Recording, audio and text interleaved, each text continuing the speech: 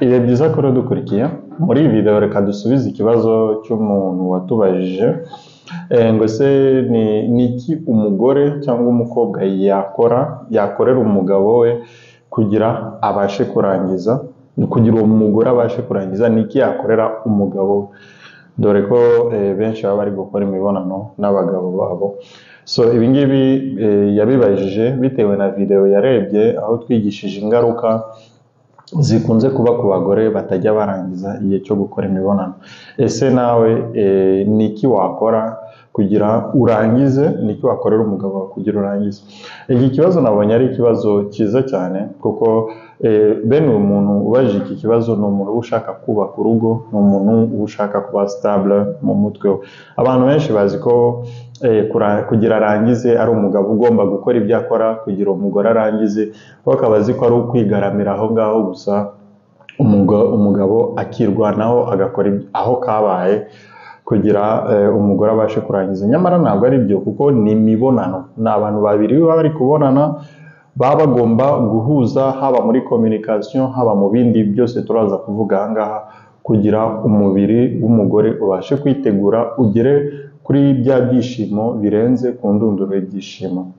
Njye nitwa Dr. Safari Bizimana, mbashimiye kuba mudukurikiye. Nimba ari ubwa mbere ubonye video zacu, ibuka gukanda kuri subscribe, ukande kuri like, kandi nimba hari ikibazo ufite ucyandike muri comment, turaza kugusubiza. Tukwibutsa ko dufite channel ya YouTube yitwa Baza Muganga.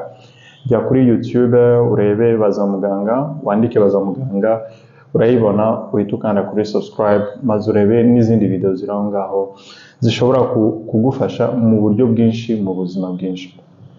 So icyo dukwiye kumenya rero kugira umugore abashe kurangiza, nimba uzi ko utarangiza, icya mbere banza umenye umubiri wawe.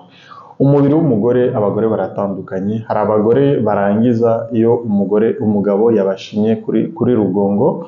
Urugongo ni ka kantu kameze nk'igishyimbo kaba kari imbere ku gitsina cy'umugore.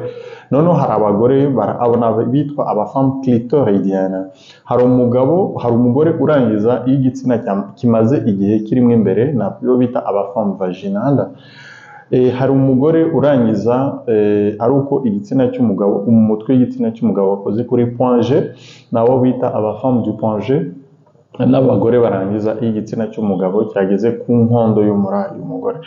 Bene abagore bose baratandukanye. Rero nimba uri umugabo ukaba wararyamanye n'abandi, akaba yarashakaga ibintu byo kunyaza cyane, ukaba wararyamanye n'undi akaba yarashakaga ubundi buryo, uwo mugore muri kumwe, nimba ari umugore wawe, nimba ari umukunzi wawe, simbizi, atandukanye n'abo bose. Biba bisaba ko uwo mugore abanza kwimenya. Ahangaha dutanze nk'urugero, ni nk'umuntu uba ushaka kwishima ku mutwe cyangwa mu mugongo, yakubwira ngo mushime ku mugongo, ari kumva hari kumurya, wowe ukaza kumushima ku kuboko. Ese uwo muntu waba ukemuye ikibazo cye? Oya. Undi akaba ashaka kwishima ku mutwe, wowe ukajya kumushima ku kuguru. Aho ngaho birumvikana ko ntacyo uba umufashije. N'uyu mugore rero kugira arangize, biba bisaba ko we ubwe abanza kumenya uko umubiri we ukora. Noneho uko umubiri we ukora akaba aribwo abibwira uwo bari gukora imibonano. Uwo nguwo bari gukorana rero akaba yabasha gukora hahandi uwo mugore, hahandi haryohera wa mugore, bikaba byatuma abasha kurangiza. Ikindi cya kabiri umugore akwiye kumenya, n'umugabo nawe akwiye kumenya, ni uko umubiri w'umugore utandukanye n'umugabo. Bityo rero muri ya myiteguro, muri kwa gutegurana, caresse, amabeze n'andi magambo meza muba mubwirana igihe muri gukora imibonano, biba bisaba kwihangana. Umubiri w'umugore ntabwo ari nk'uw'umugabo. Umugabo ashobora kubona umukobwa wambaye akajipo kagufi, igitsina kigahita gifata umurego, agahita agira ubushake. Ku mugore ntabwo ari uko bikora. Umubiri w'umugore ntabwo ari uko ukora. Biba bisaba kwihangana, kumara igihe runaka. Ibi ngibi rero nibyo abagabo benshi batamenya, akaba azi ko we igihe cyose mugeze hahandi, we ni uguhita aseseka gusa, yarangiza akigendera. Ibi ngibi rero iyo umugabo amaze kubimenya, cyangwa umugabo utabizi umugore akabimubwira, bakabanza bagategurana amabeze, amakarese, kubwirana neza n'ibindi. Ibi ngibi bituma bikangura umubiri w'umugore, bikamutegura kuri cya gikorwa nyirizina.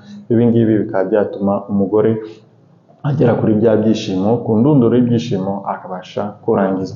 Ikindi ni uko umugore agomba kwigirira icyizere igihe bagiye gukora imibonano, akabanza akigirira icyizere, akumva ko nawe agomba kubona ibyishimo, noneho akirinda ibindi byose, ibitekerezo bibi.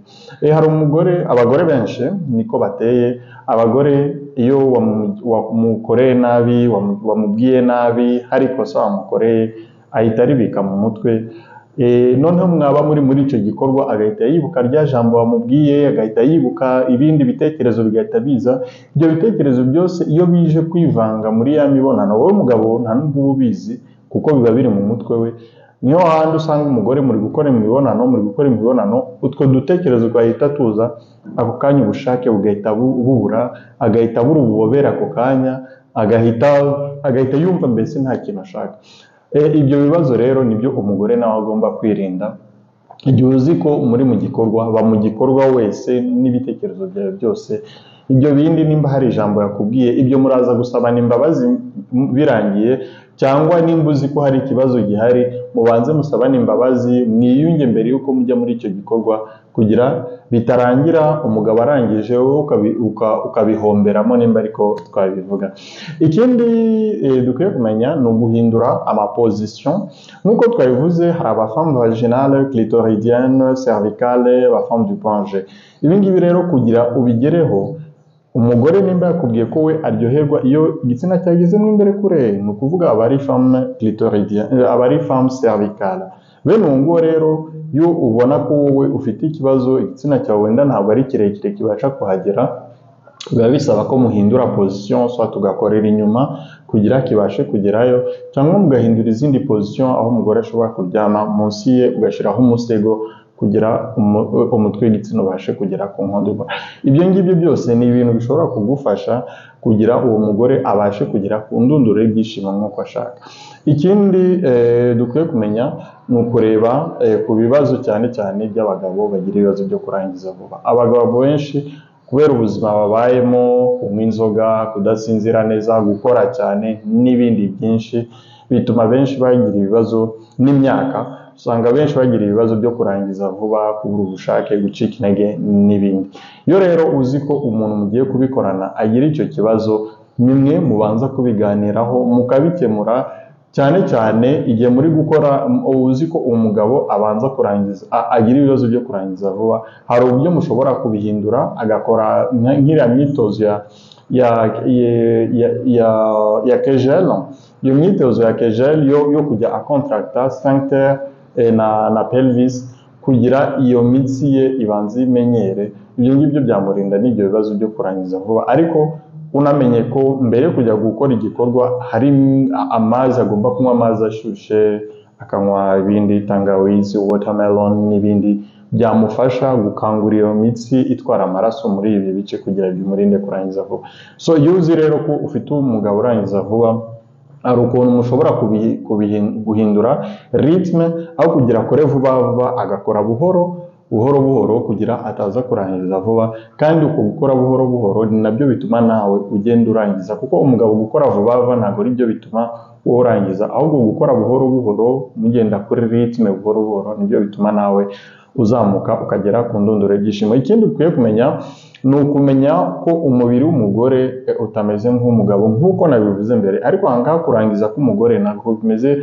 nko kurangiza k'umugabo. Abantu benshi bazi ko kurangiza k'umugore wese urangije aba agomba kunyara. Ibyo ntabwo ari abagore bose, 10% by'abagore nibo banyara byanyabyo. Abandi usanga nyine ari ukwisobera, nyine agasoba umugabo akishima ngo umugore yanyaye n'ibiki, kandi yisobeye dukari turi aho ngaho. So umugore wese rero, hari abagore benshi barangiza ariko ntagaragaze ibimenyetso hanze.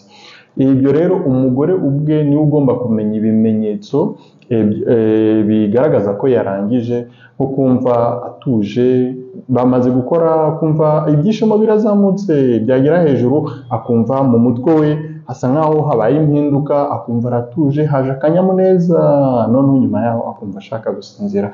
Uko niko kurangiza. Byongeraho umutima utera vuba, akabiri byunzwe, akumva ububobere bubaye bwinshi cyane mu gitsina, akaba yanyara n'ibindi. Ibyo byose rero iyo umugore abizi nibwo abibwira umugabo, umugabo akamenya neza ko